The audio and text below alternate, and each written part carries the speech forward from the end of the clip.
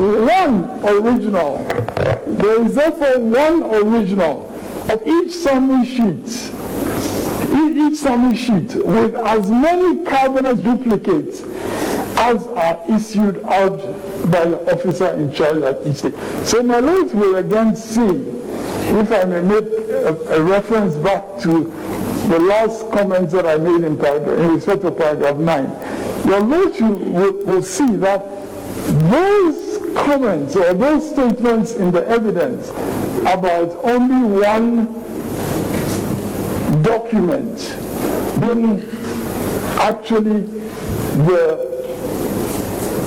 the document that should be provided, they are reflected in paragraph 14 of the answer of first respondent, where it is stated there is therefore one original of each summary sheet with as many carbonized copies. So when you are presented as they were in the strong room with two, which were supposedly the same region, and they are presented with two, the witness is perfectly entitled in responding to that to say there can only be one. You yourself have said so in your answer, and therefore if I'm presented with two, there's a problem, and we need to get to the heart of the problem.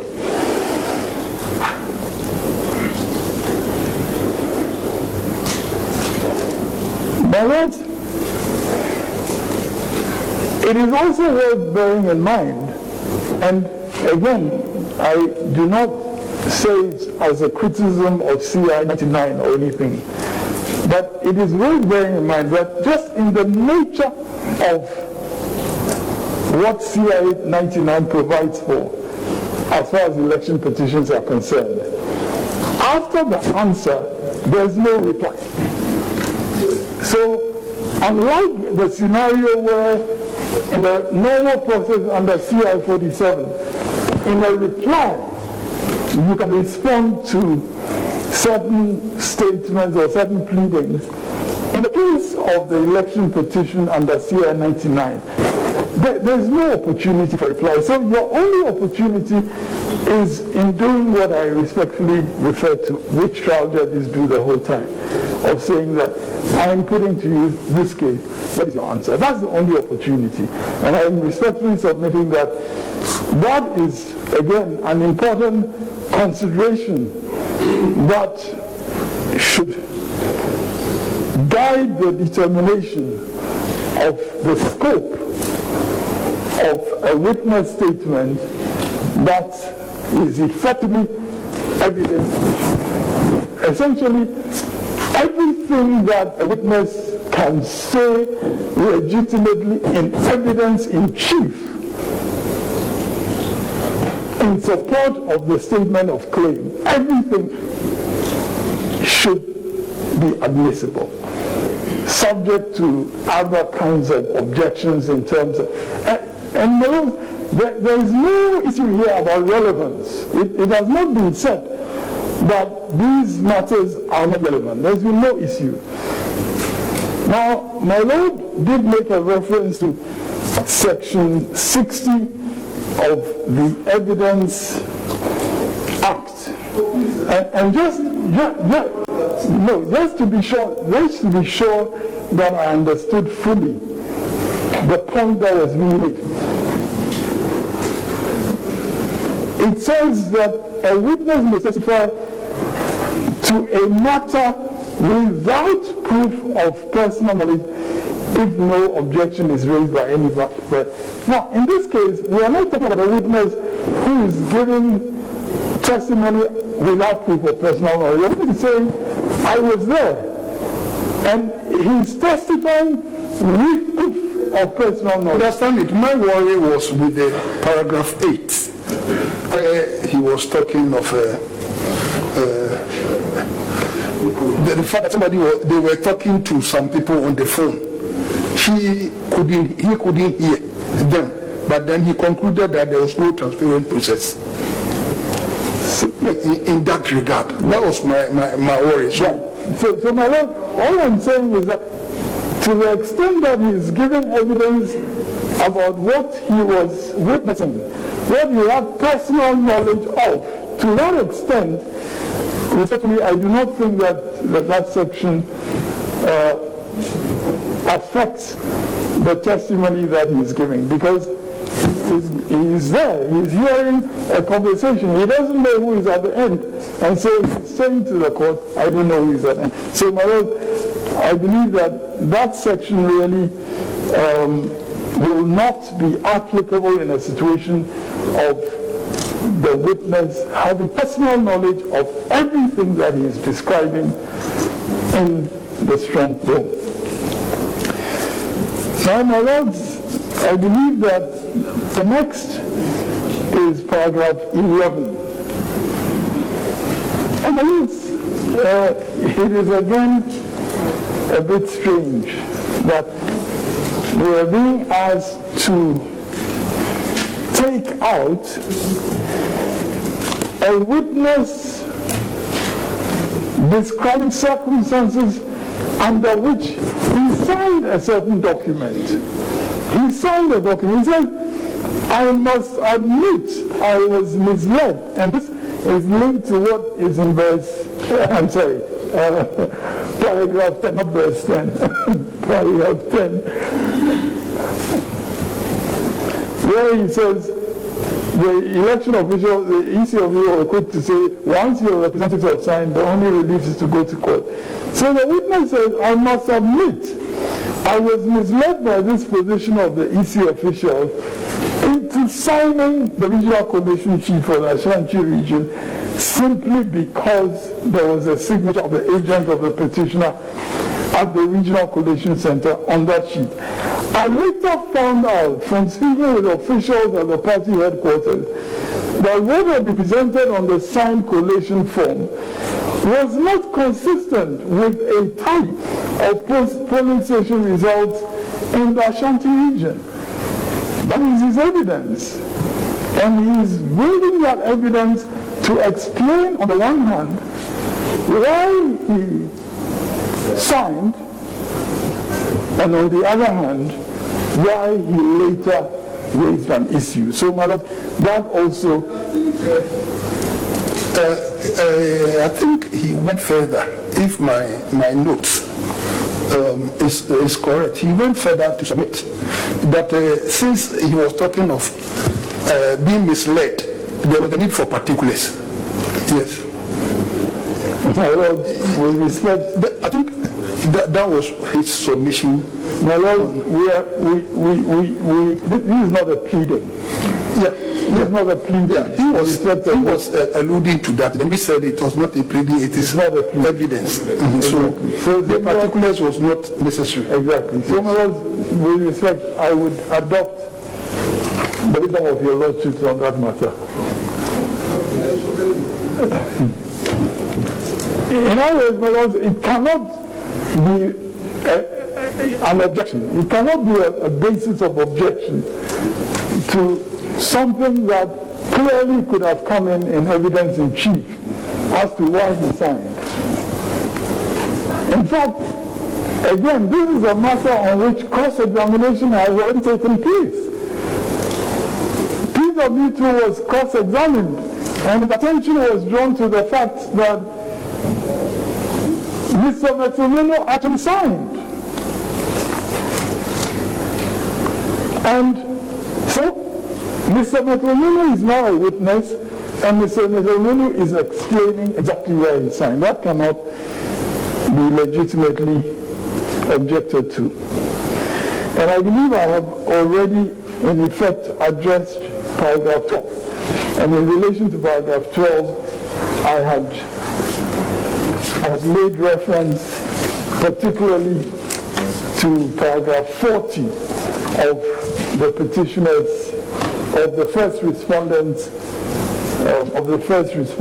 answer, where he says, in further denial of the petitioner's claims, first respondent says that he complied with all the processes and procedures laid down by law for the conduct of the 7th December 2020 presidential election with fairness to every candidate and without malice, ill will or bias against anyone. So what is in paragraph 12 is clearly a response of the witness.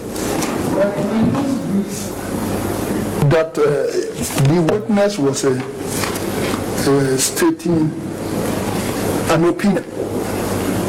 Okay. That was what my records Of paragraph 12. from paragraph 12, yes. Okay, my was clearly,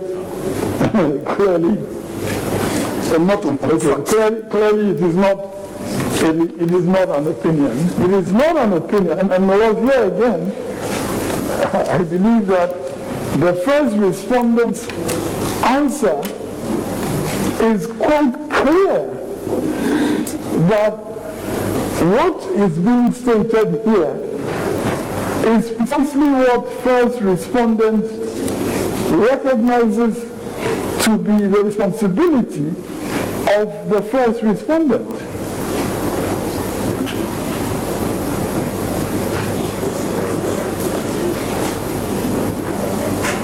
And that is not only in the pleadings in paragraph 5,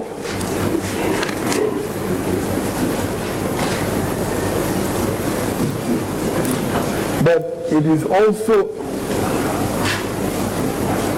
in paragraphs 9,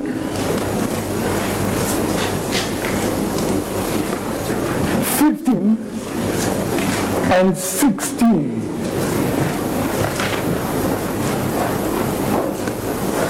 Of the first respondent's answer. In paragraph 9, first respondent is saying it also engaged officers to work as regional collation officers, constituency returning officers, and presiding officers to be able to carry out this constitutional mandate. And in fact, paragraph 7 and 8 all explain exactly what the testimony relates to. The testimony is saying the entire election processes require, very importantly, a transparent assembling and collation of results, and so on and so forth.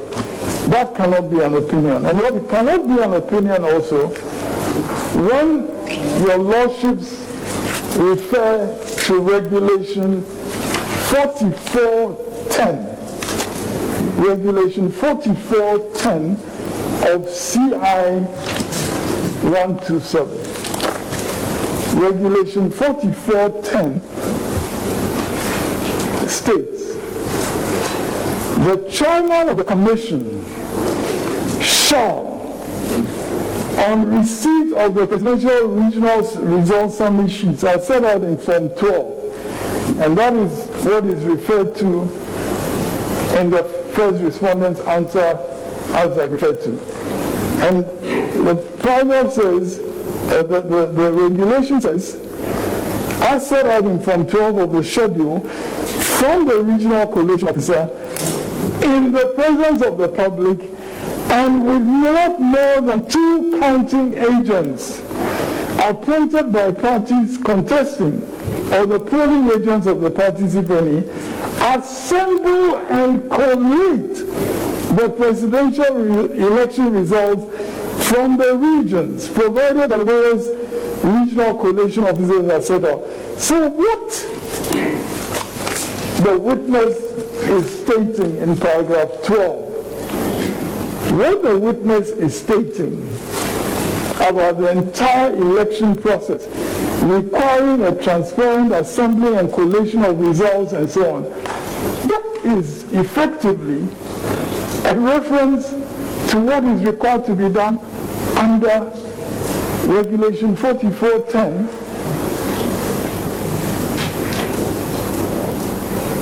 including the filling of the declaration 4410A-B, and then C, requesting the representatives of the political parties to sign the declaration of presidential results and so on.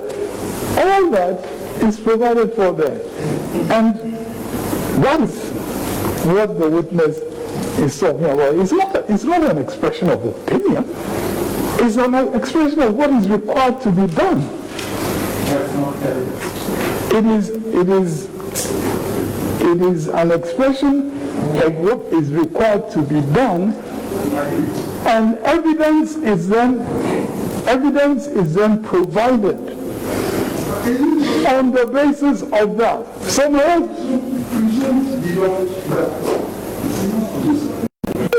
An irrebuttable presumption. My Lord, Yes. I think that this witness is providing a basis for other statements that the witness makes. If your lordships are going to regard it as a matter of law and so on, and so forth, Because basically it's from the regulation 4410. yes, Basically. well, but it goes beyond. Substantially. It goes substantially. Substantially it is. Substantially it is. But, my Lord, the reason why it is relevant here is because there's been an indication that when the big challenges to certain forms in the context of what was going to happen in the coalition process, those challenges were set aside. And I believe that that is the context in which the witness is pointing out, that they are being set aside in the manner that was done was not in accordance with this. I think that in the context of this witness statement, that is what the witness is doing. The witness is alluding to the requirements in order to show that what was done to them when they were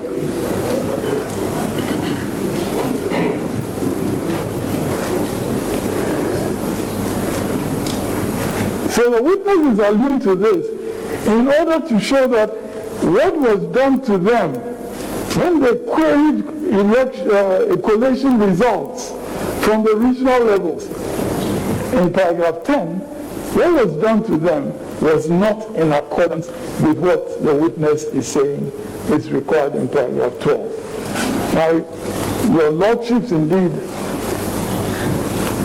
can recognize that substantially this is in terms of what is in regulation 4410. The witness puts it in as a backdrop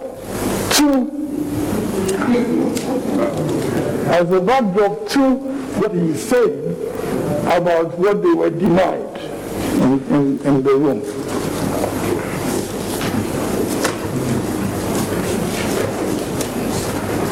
Now, my lords, there is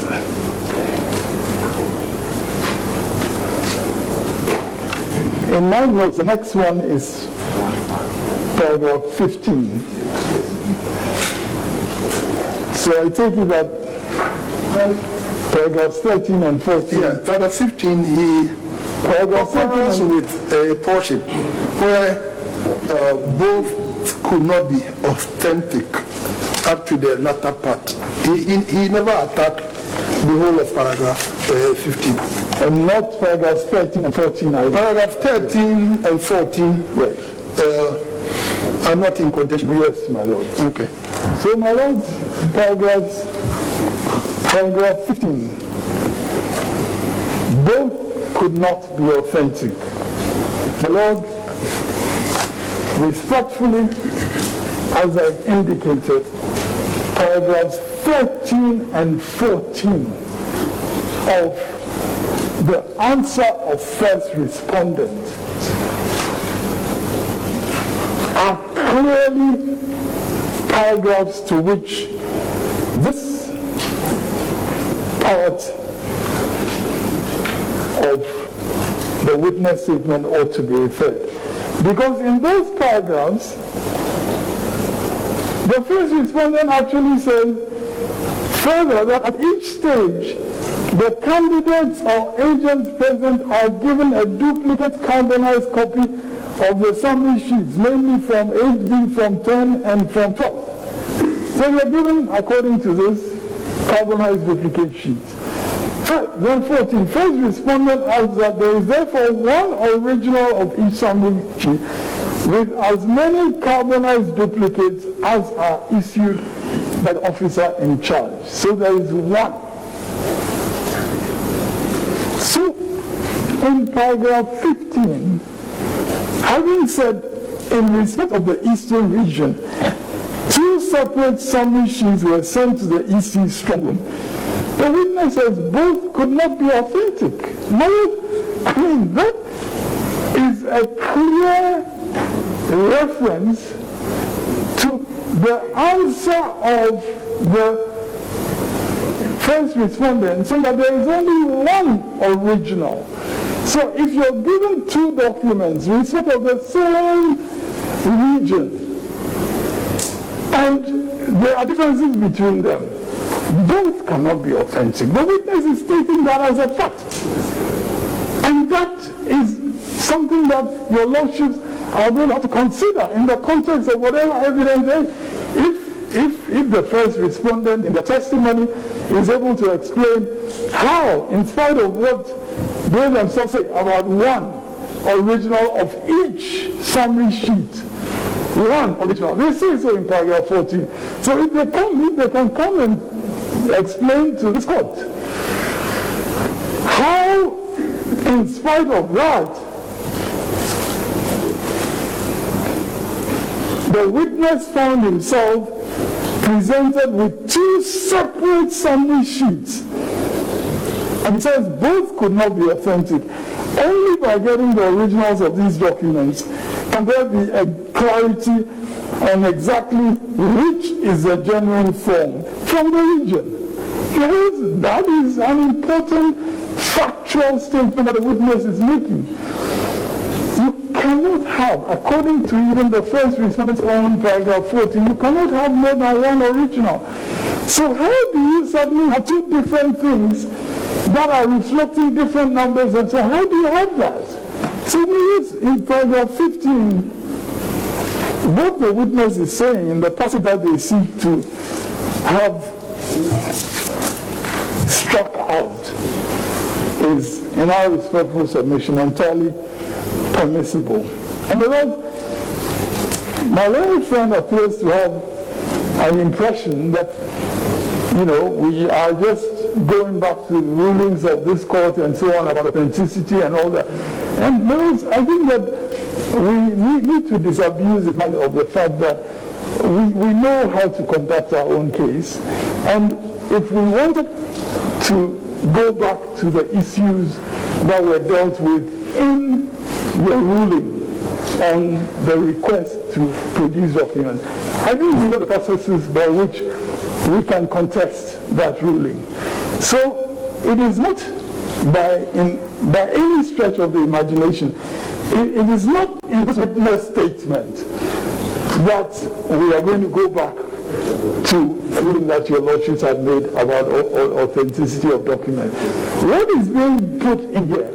What is being put in here by a witness has nothing to do with the ruling that your lordships gave in respect of the application about authenticity of documents.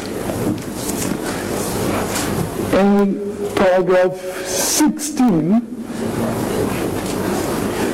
again,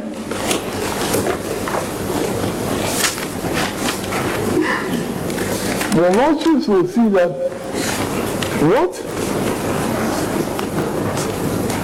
the witness is actually saying in paragraph 16 is extremely pertinent to paragraph 38 of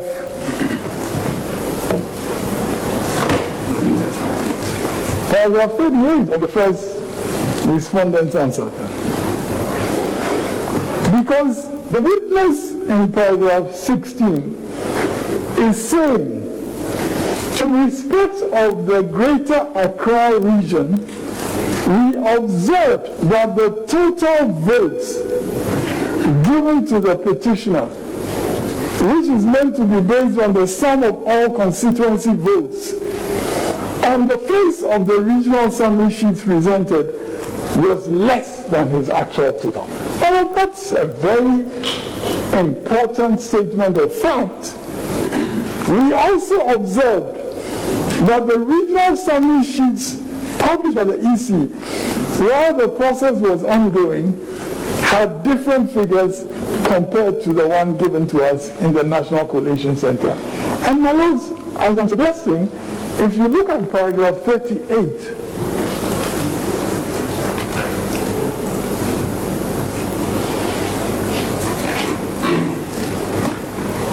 my lords, if you look at paragraph 38 of the first respondent's answer, it is quite clear that in respect of Greater Accra, there were a number of issues to which the witness is entitled to provide factual testimony. See in paragraph 38, first respondent says that after the declaration of 9th December,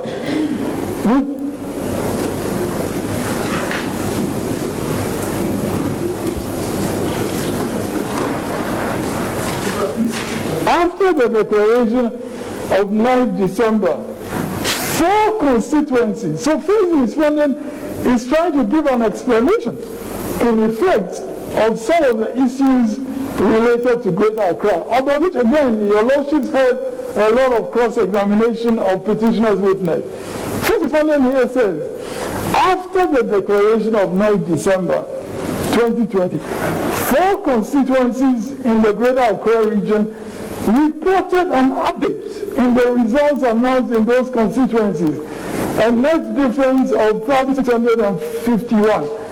That update was factored into the 10th December 2020 press release, but it did not have a material effect on the overall result as declared. No, this is what the first respondent is seeking to provide by way of explanation.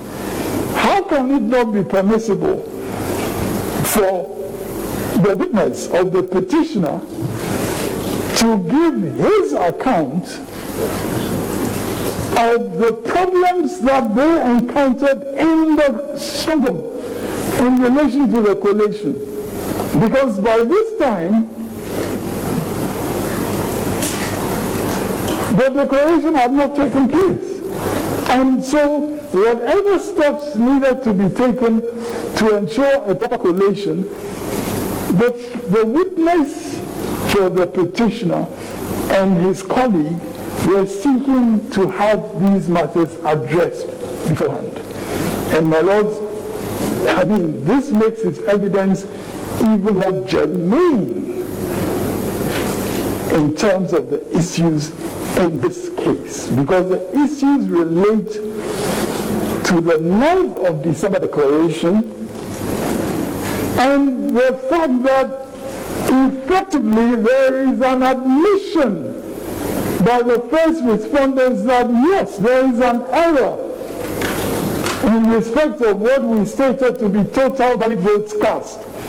That is the case. That yes, we admit that there is an error and we sought to correct it the next day. And they are providing in 38 further explanations of how they sought to make the corrections and so on. The witness of the petitioner is saying to this court what happened in respect of the very region where they acknowledge in paragraph 38 there was a problem, and saying that this is actually the fact. I think that testimony is directly relevant to the issues that are being addressed in paragraph 38. And if it were in a trial court proceeding, as I've indicated, one would directly put to the witness, this is the paragraph in which they are talking about Greater Accra. What do you have to say about that paragraph? And that witness would be entirely within the bounds of legal processes and evidence to then say exactly what the witness says in paragraph 16. This is what we observe about the total vote in Greater Accra. This is what was wrong.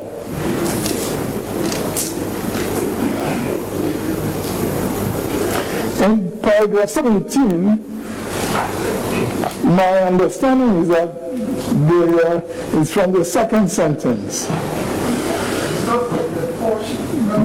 Yes, that was one of the things in respect of which we asked the party headquarters to to have the election directorate go back to the polling station level data to ascertain what the correct figures were. We were waiting to get feedback on that, among other things, when we had the declaration of results by the chairperson of the Electoral Commission. These are agents of the petitioner who were conducting their responsibilities under CI 127 as they were duly meant to do. And they are indicating to the court how they conducted those responsibilities, not only as representatives of their party, but essentially as part of the nation's eyes and ears, and I guess hands and feet as well, in respect of this election. And they are saying that this difference, this particular difference between the regional summary sheet presented in the strong room and the one published on the EC's website has had no explanation provided for it. And that was one of the things in respect of which they asked. Now, in paragraph 41 of the first respondent's answer, they claim that in a bid to enhance transparency, they published the election summary sheets on their website.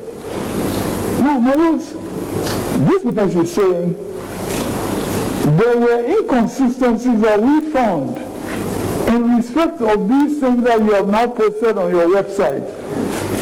And you did not provide an appropriate explanation for them. So it does not enhance transparency if you publish things that you have arrived at in a non-transparent manner, and then you say it enhances transparency. You didn't allow these matters to be dealt with in the context in which they have to be dealt with. Then you are saying that after the event, you publish those things, and that enhances transparency. My lords, I cannot for the life of me understand how you fail at the point where you are required to be transparent and to engage these agents with the appropriate answer. You fail to do that as is being alleged. And then you're saying that they don't come to court and say, these are matters on which I try to get the correct information in order to use to ensure that the transparent thing was done. Why can they not say to this court, that was one of the things in respect of which we asked the party headquarters to have the election director go back? Because what is assembled and collated at the national level, as we have in fact heard many times in this court, comes from the polling station level. So if the witness is, again, drawing attention to what he sought to do, what he and his colleagues sought to do, in order to ensure that they could be effective participants in this process, I cannot see how that can be a basis for an objection to his. And we notice that the witness says in the last sentence of paragraph 17,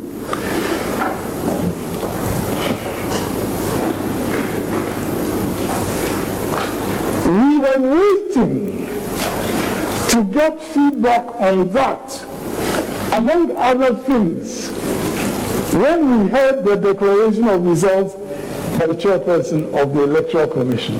We were waiting. So they've raised an issue.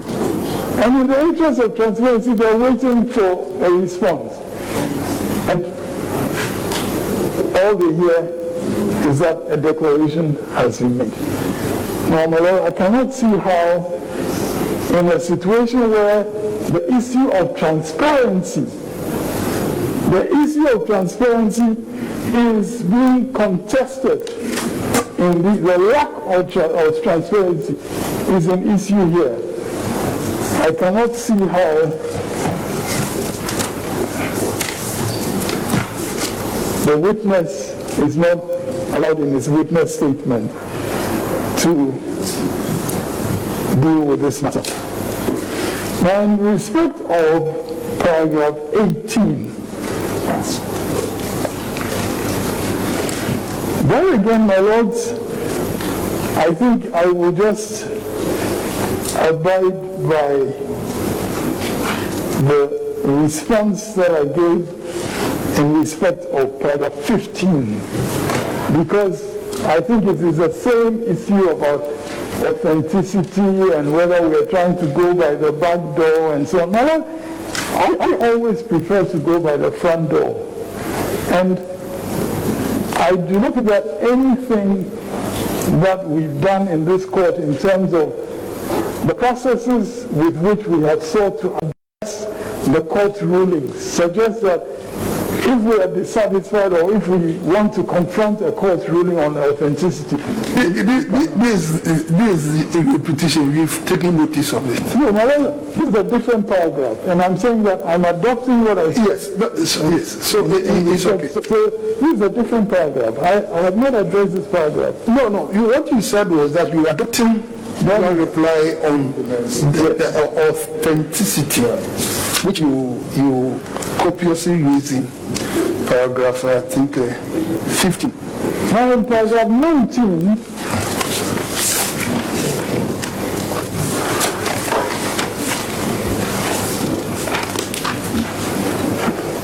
here again, the witness is talking about something that he did, which he found to be an error. There had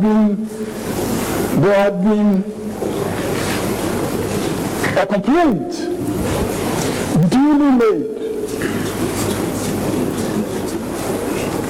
And maybe, my lords, again, I will take it with 20. I'll take it together with 20 so that, yes, I'll take it together with 20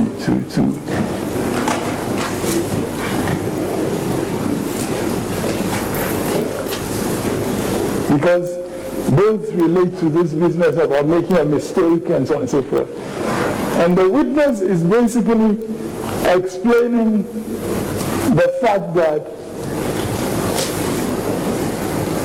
there was something that he signed at this national level, and he missed the fact that at the regional level, the summary sheet. Yeah, instead of the something that he claimed to have signed.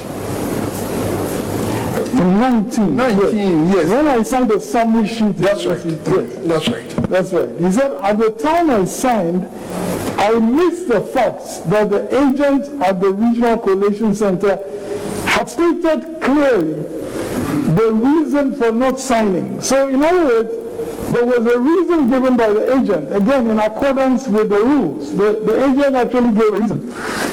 And the witness is admitting that he missed that, and he signed. And they made officials aware that the agent at the collation had not signed and had given a reason. And so he says in paragraph 20, I would have pointed out my mistake to the chairperson of the EC if she had come for the process of assembling and collating results as she was required to do. So the witness is acknowledging an error and recognizing that there was going to be an opportunity for him to put forward the fact that there is a complaint. Let's deal with a complaint. That's what the witness is doing in this case. In any case, officials of the EC, being aware of the reason given on the phone by the agent, could not just disregard it and claim that once I had signed the matter was closed. Now, if we were to be dealing with the fact that, with the suggestion that once you sign a document, it is sacrosanct, I mean, frankly, we would have perhaps, had some very serious issues with all the changes and amendments and press releases and all that. But that is not the issue here. The issue here is that this witness is openly acknowledging, I missed something in the documentation. The EC officials knew that it was there, and I would have brought it up in the opportunity arose. So we cannot see how that should be taken out. In paragraph 22, the witness states,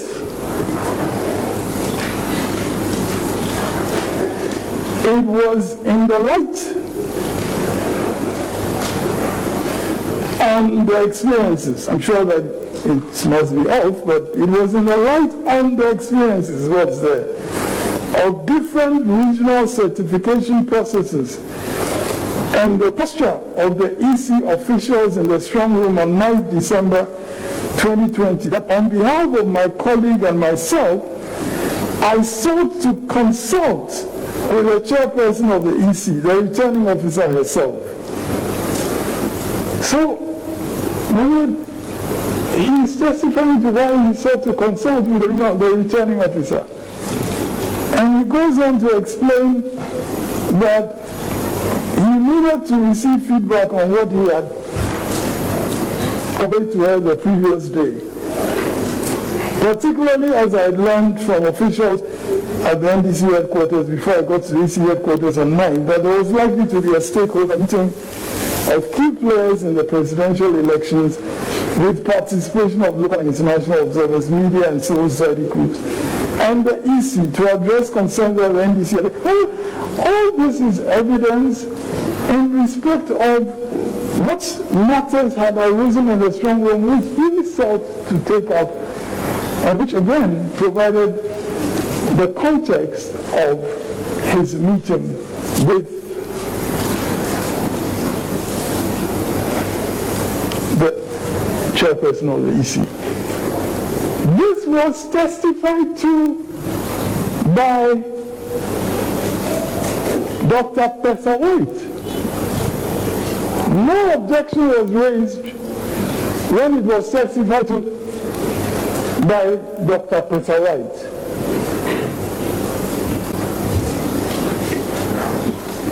Is it that one of them has doctor before his name and the other doesn't have doctor? That cannot be a basis for legitimately objecting to Mr. Robert Joseph Mehununu, testifying to matters which were accepted without objection when Dr. Pesa-White testified. There cannot be a basis, legitimately. There cannot legally be a reason for the differentiation between what happened in respect of Dr. Pesa-White and what is now happening in respect of Mr. Mehununu. My Lord, in paragraph 24, which is also being objected to, and my Lord, that is deceit. This was something about deceit.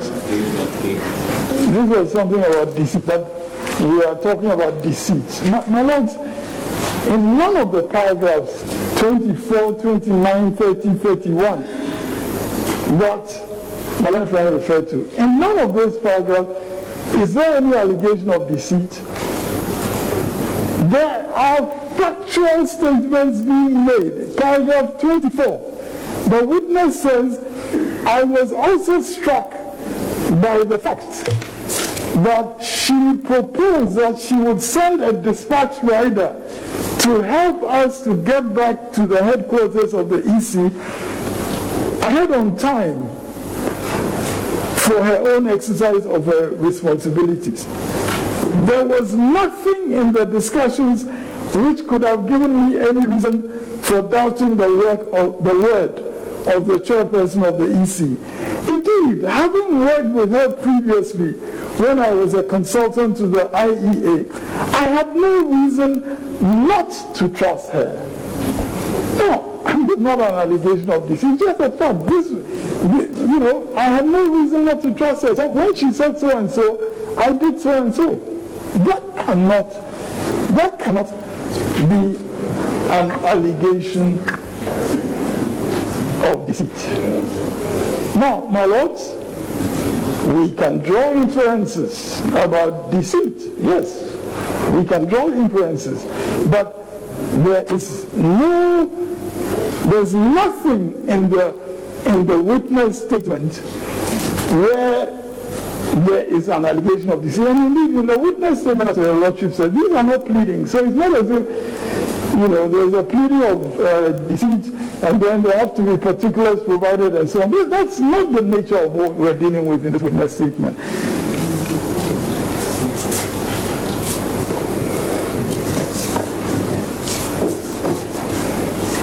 My lords, again, it is significant that in the case of Dr. Pesa White, he stated under cross-examination categorically that he felt they had been deceived. He did say that.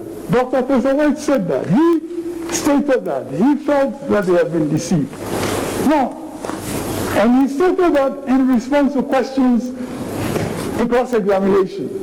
So what we are dealing with here, respectfully, is evidence in chief of this witness. And he has not made anything on the basis of which it could be said that some pleadings should be amended for further particulars. And my lord, I would want to respectfully submit that in 24 as well as, and obviously there is relevance in all this, and it is quite clear that it is the powerful relevance of all these statements that the witness is making in the witnessing, the powerful relevance of that the respondents are seeking to run away from. Because, my lord, it is powerfully relevant. Please, the language is too tough in the court of law. They cannot run away from. My lord, no, please. May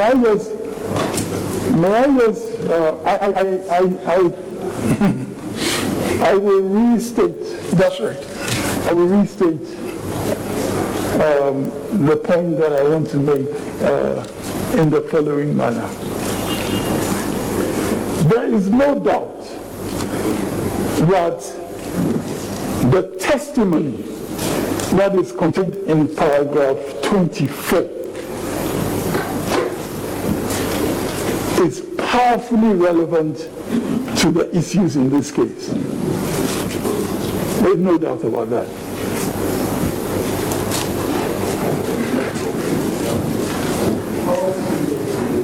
It's powerfully relevant to the issues in this case. And what my learned friends, in my respectful submission,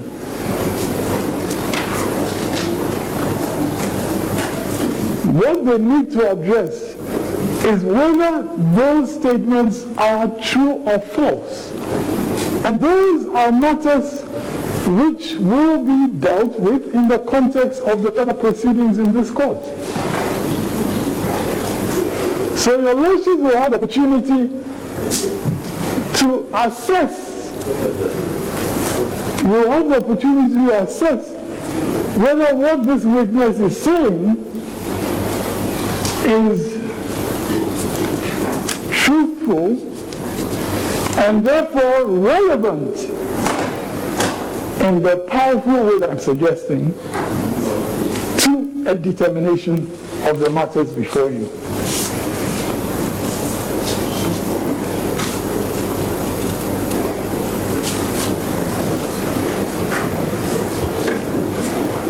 But again, in cross-examination, Dr. Pesa White testified to these matters. There was a dispatch rider going to be sent and all that to help them get back to the place in time. Dr. Pesa White has testified to these matters without objection. Why are we confronted with an objection when it's Mr. Metonunu who is testifying?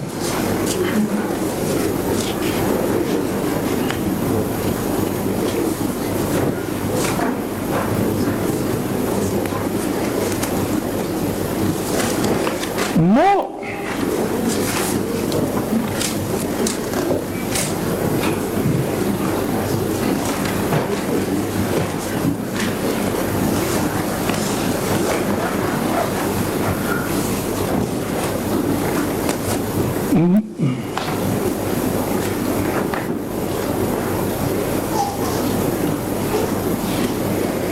And we underline the fact that Dr. Pesa White testified in cross-examination at their instance. So not only did they not object, but they invited the answer. They wanted the truth on that occasion. They wanted the truth from Dr. Pesa White. They said, what you're saying is not true. They put that to Dr. Pesa White. And he then testified that this is true. He testified, why would I say this if we did this and that? We left our bags there and so on and so forth. Why would I? No. So all that was at their own invitation. Now we have a witness who is testifying to the same matters, and now they are objecting to this witness testifying it. And this is why I stress that this is not an objection based on the lack of personal knowledge. It's not. And in fact, in the cross-examination, they sought again to make an issue of the fact that Dr. Pesa White is not the person who spoke directly to the chairperson of the Fed. They sought to make much of that. He is a witness who spoke directly to her. Can his testimony not be taken? On what grounds? They did not object. They actually, well, I move on to 25. And Morris, this is again extremely pertinent, extremely relevant. The witness says, I returned to the strong room after meeting with the chairperson of the EC and made it known to those present, including to the observers and other presidential candidate representatives and the EC strong room coordinator, that we have been sent to convey a message to the NDC presidential candidate. My colleague and I only left the premises of the Electoral Commission at the instance of the chairperson of the Electoral Commission to go and meet with the petitioner. We had absolutely no other reason to leave. We left our belongings, including computers and bags in the strong room, at the time we left. My colleague left his vehicle at the premises of the EC. Now, what has this testimony, what has it got to do with allegations of deceit or whatever? We left. We returned to the strong room after the meeting. I, the one who went and spoke to the person, I told everybody in the place that this is what happened. And then he goes on in paragraph 26, which is also being sought to be struck out. Paragraph 26 he said, all of the above in paragraph 25, all this would not make sense if we did not intend to come back to the strong room. In fact, the second petitioner's witness also made similar statements. Why would he leave his stuff in there if he didn't intend to come back? And in the case of this particular witness, he adds, again, a very pertinent, very relevant piece of information. He said, indeed, Mr. McMahon, who is representing the second respondent in this case, acknowledged in a television interview on Metro TV that he knew we were coming back, and said so to a colleague of ours who came to the strong room after we had left.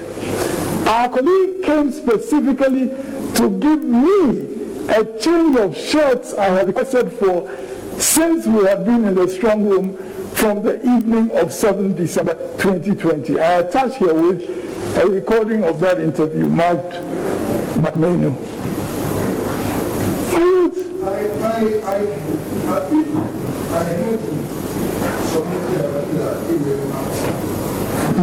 on the basis that they were not supported by the pleadings. My Lord, if my notes, my Lord is right. My Lord, no, I just want you to address. Yes. My Lord, I'm grateful for your guidance because indeed my notes do not sufficiently capture all the points. So he claims that these are irrelevant. Was it not the point you have to raise? They were irrelevant and further not based on the pleadings. Further. So my Lord, it was a double-barreled approach. And I think I dealt with the first barrel. I will deal with the second barrel. My Lords, to claim that these statements or this testimony of the witness is irrelevant, I think, my Lords,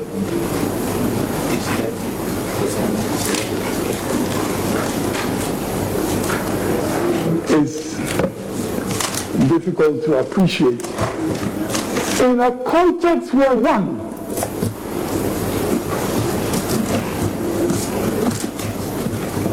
there is the evidence of Dr. Pesawai already on record about the circumstances of their departure. That evidence is before you. And here's a witness who is not only corroborating that, but who is providing a further context of contemporaneous account, a contemporaneous account that is provided by the second respondent's representative. Well, my Lords, as far as I can remember, admissions that are made by the other side are very important evidence when you are dealing especially with issues of credibility. Because if you are saying that this happened, counsel for first respondent cross-examination, it cannot have happened. It did not happen. You just sneaked away. You melted away. All kinds of words were used. The witness is saying that your second respondent's representative, he did an interview in which he acknowledged that was contemporaneous at that time. So there wouldn't be any lapses of memory or anything like that. He acknowledged that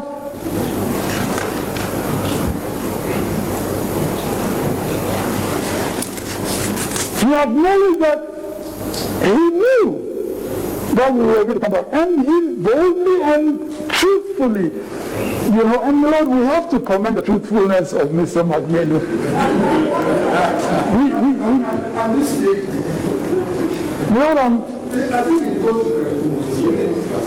Lord, very well. I think that's about it. Well, I don't believe there was any other beyond 26. Right.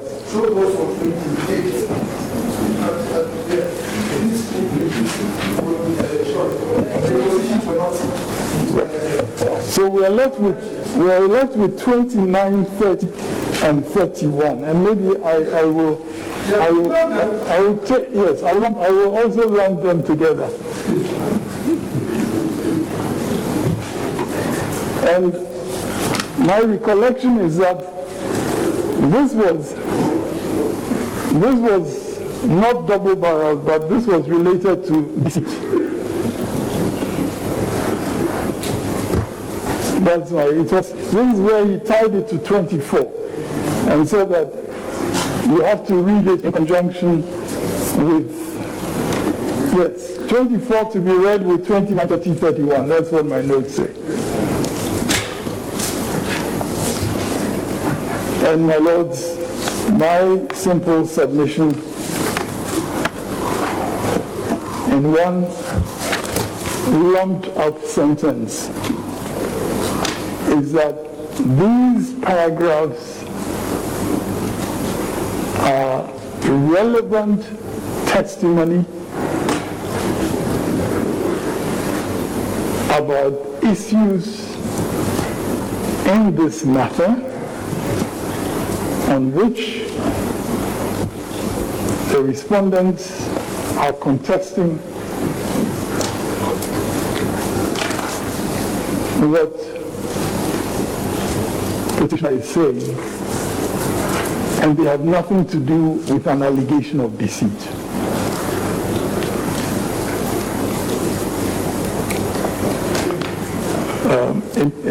I'm sorry if it's too long a sentence already.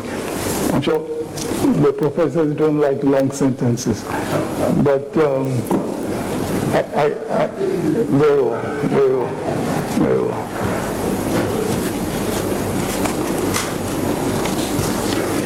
And my lords will see that on the clear terms of those paragraphs,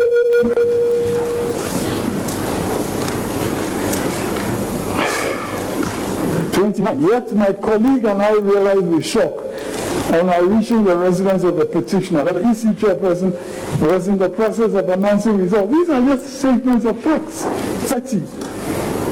Petitioner naturally asked so and so, then testified to the fact that he made attempts to reach and so on. And in conclusion, 31, he said, I still cannot believe and so on. And my Lord, this again is regarding the credibility of the evidence that he's giving. He says, I cannot believe that because so and so. And he goes back, and my Lord is very significant in paragraph 31, if I may say so. He says that since 1992, I have personally represented the NDC and its respective flag bearers in the struggle for various presidential elections. I have always played my part honestly and in a principled manner in election processes in the country, regardless of my own preferences, and been part of election outcomes in which my candidate won and where my candidate lost. My Lord, that is again a witness who is using his experience in order to help this court to arrive at the truth. Now, what paragraph 32 is not objected to. Yes.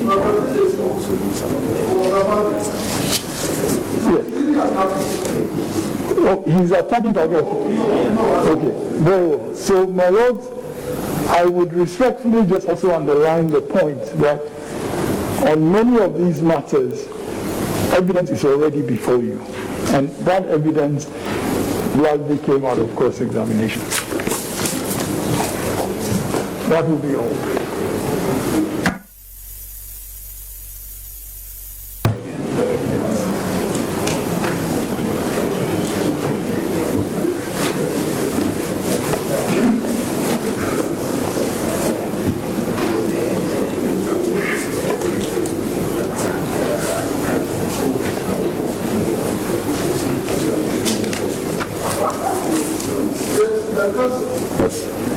On matters of law.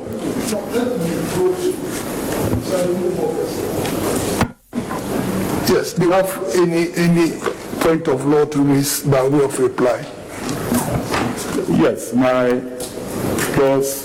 short reply is that we are in this position because of the magnanimity of the court that permitted the respondents to file their processes before the petitioner.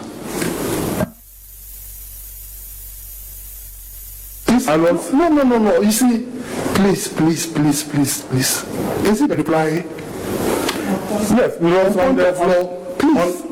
What happened was that they had discussions with you about the inability of this potential witness to give evidence. No, my Lord, yes.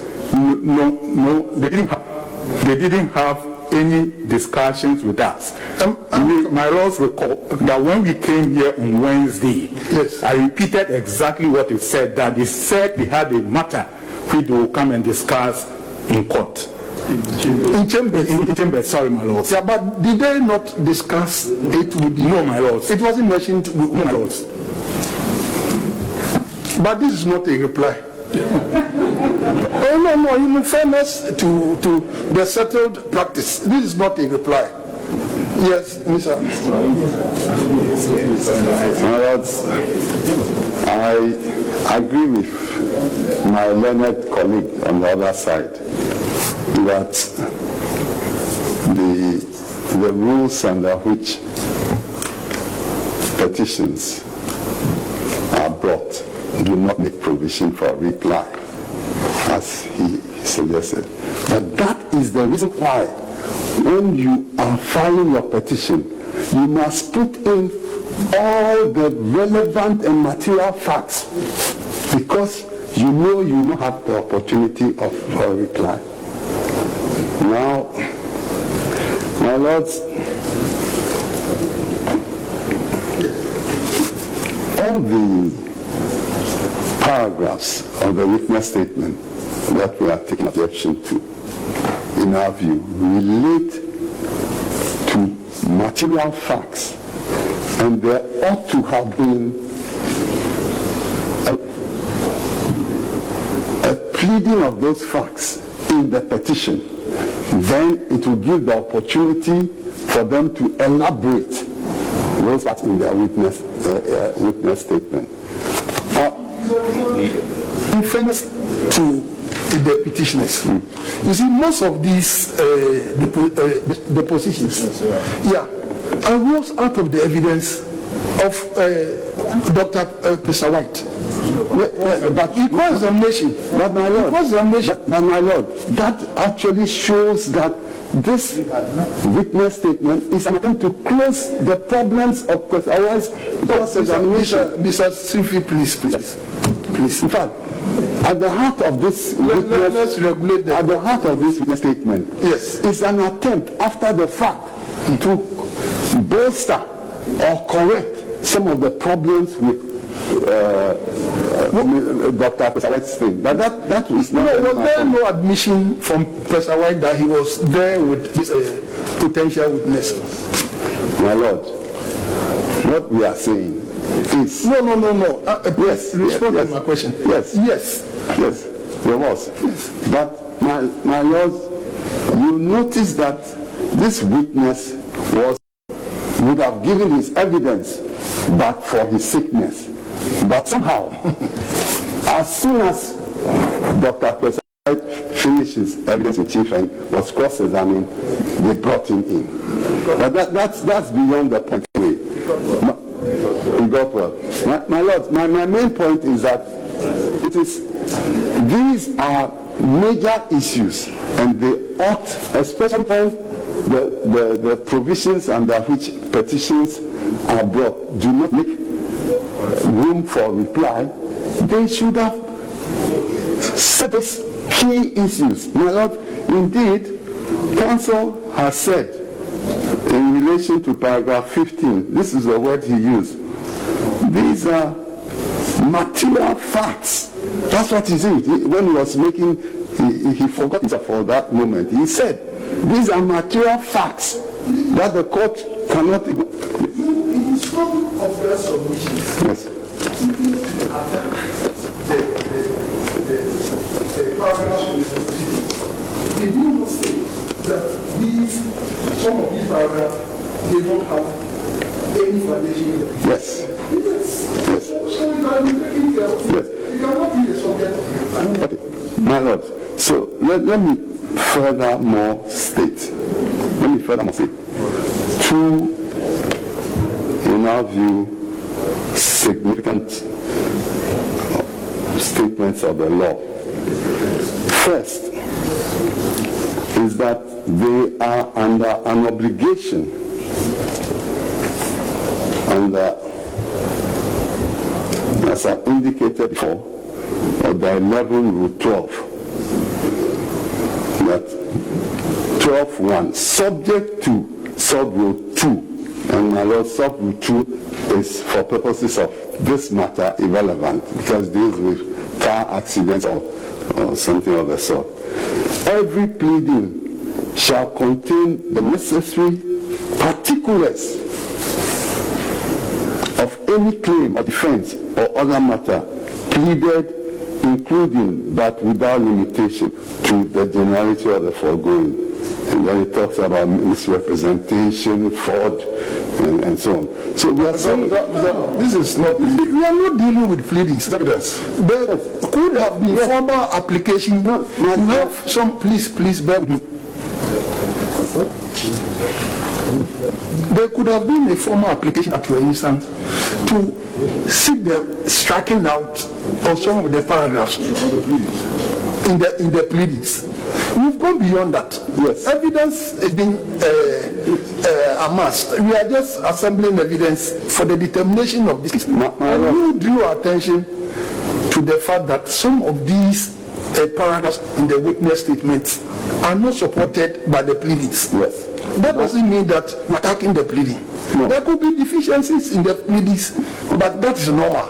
But you didn't attack the pleadings. So you cannot be referring us to the laws as they stand on pleadings. No, my lord, my point here is that for the petitioner to be able to say in his witness statement what we have in his witness statement, he must first point to paragraphs in his pleadings. And those paragraphs must provide particulars.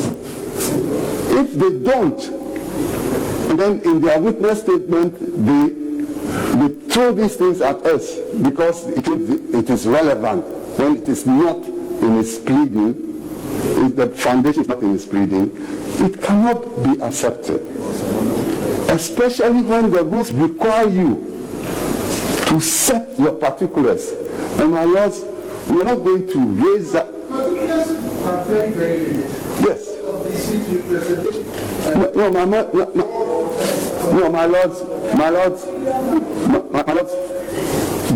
the provision makes a general statement that subject to paragraph 2, every pleading, that's what it says. Before then it goes on to say that especially in these cases, fraud, misrepresentation and so on. But the general clause is that subject to paragraph 2, which deals with particulars of debt, expenses or damages, or those particulars exceed 3 pages and so on. But subject to that, every pleading must have the particulars. And we are saying that their pleadings do not have the particulars that would enable them to lead this evidence. And my lords, again, we refer your lordships to. Have you noticed any of this in the opinion of the first respondent? My lords, in the first place, he has referred to certain paragraphs in the pleadings as the basis. I'm saying that those paragraphs should have, if they are referable, they should have had the particulars. Those paragraphs he referred to as giving him the foundation to read this kind of evidence. If those paragraphs are actually relevant, they should have had particulars. That is the point we are making. There are no particulars. Please. Now, my lords,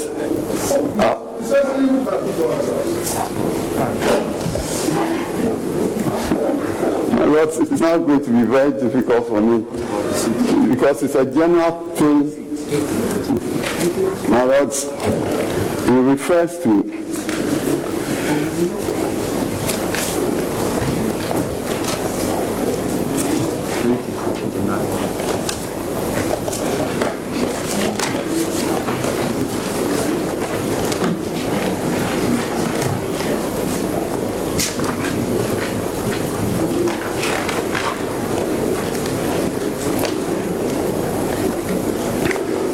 my lords, if you take, I believe, paragraph 23, which is one of them, the only particular referred to is that rather unusual of exhibiting a document, Exhibit B. It has nothing to do with these matters. Yes, 23. Yes. Now, my lords, again, refer to Article 296. Oh, that's a constitutional provision. Yes, but About discretion, exercise of discretion. yes, but he doesn't particularize. He's seeking to read The constitutional provision must be read as a whole. Yes, you don't have to particularize it. No. It must be read as a whole. If you are talking of Article 1, yes, and it is in contention, you read it as a whole to appreciate whatever But meaning. my lords, having raised the matter of violation of Article 296, as part of his pleading, in my view, he ought to have particularized what exactly were the violations. Yes, precisely. Yes. So what does Article 296? It is talking about discretion, fair exercise. Yes. That is all.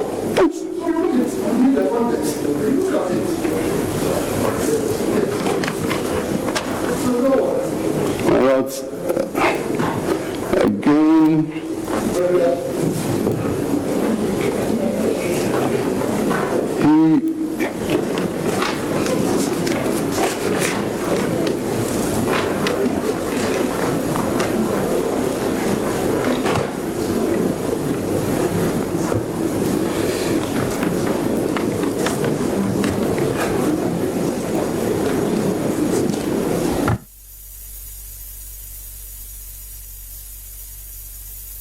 that is all I can remember.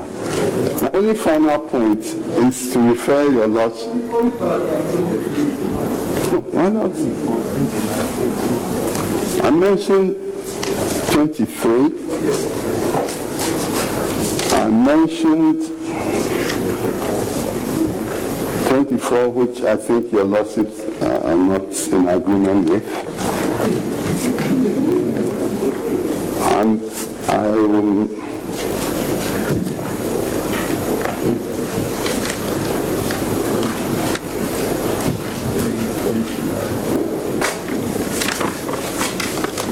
my lords, I think my lords will see that there does not appear to be any pleading in respect of different summary sheets for the same region. There's nothing like that in his pleadings.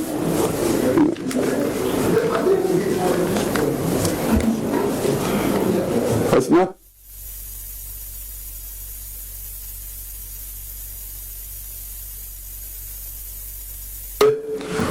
Ask any question about this Ayesuano. My lords, Where they had two, yes, the second one sought to correct the first one. yes, my lords, I was then cross-examining Mr. Isiedun Ketia. Yes. And then I took him through his Exhibit D. Yes. And he explained away Ayensuanu, which was in his Exhibit E. Yes. Yes. But not Professor White. It was Mr. Isiedun Ketia, I remember. That is so, it was Mr. Isiedun Ketia, not Mr. White.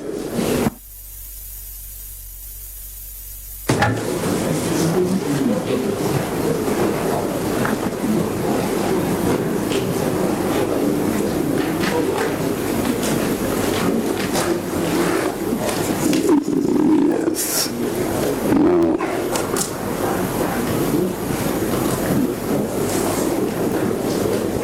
Well, that, as I said, I would like to refer your lordship to section 52A of the Evidence Act, which reads as follows. 52A of the Evidence Act.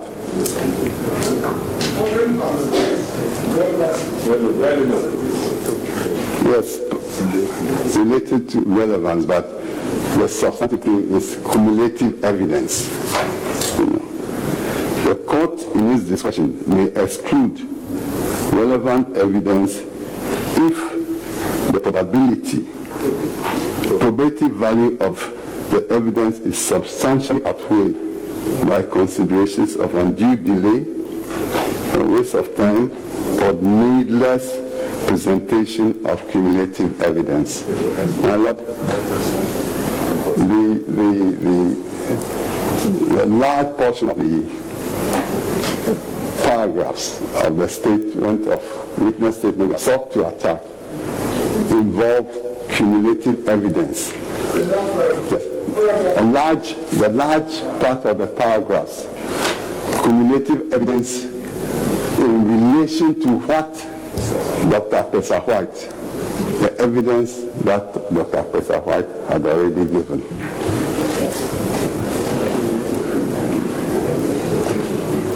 And then uses it to fill the gaps in Dr. Pesa White's evidence or testimony. My Lord, we are done.